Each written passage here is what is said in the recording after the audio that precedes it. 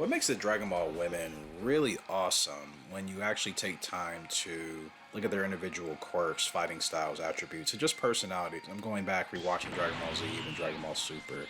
You know, it bothers me as a fan when I see ignorance in regards to the relationship dynamics that you see with Goku and Chi Chi, Vegeta and Bulma.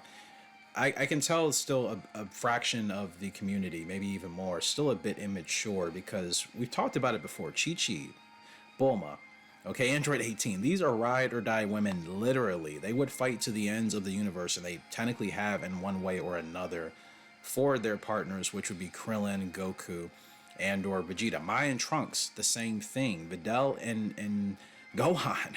Right? This has been a common theme in Dragon Ball, which is why I get a little bit annoyed when I see ignorance surrounding the women character, the female characters that have been just as instrumental in keeping the Z Fighters Earth Universe 7 saved. I mean, for crying out loud, Bulma and her intelligence alone has kept Universe 7, for better or for worse, where it's been at, and especially Earth alive as its own, right? So I think as Dragon Ball continues to evolve, we're going to continue to get more stronger characters like this, which I think is good because it works that way in real life. If you have any experience, you know that, right? You know you need someone like a Chi-Chi, a Bulma, Android 18, okay?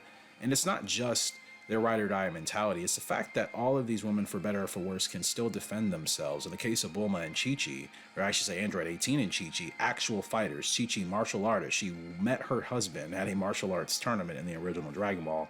Android 18 was on the verge of possibly killing her husband. And then they have Marin, and I'm so excited to see if Dragon Ball in the future actually develops Marin into a fighter like Pan and Goten and Trunks. I don't see why not. Krillin and 18 alone have such awesome fighting styles. So it's little things like that that I think paint the overall picture that these fighters, in the case of these mortals, you know, for better or for worse, Goku without Chi-Chi, could he still be strong? Sure, but I think it's the motivation for him. Same as Vegeta. Now they're all motivated by the families they've built with these women in this series, that I think it's given them more of an edge compared to had they not had it. I just rewatched the Majin Buu saga, Vegeta saying he believes he would have been more powerful if he didn't have his family, his kids. Goku called him a liar. He said BS.